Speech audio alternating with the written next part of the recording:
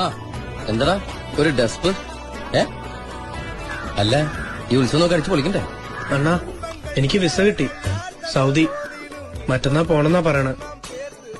വേണ്ടാന്ന് അണ്ണ ഒരു വാക്ക് പറഞ്ഞാ ഞാൻ പോവില്ല.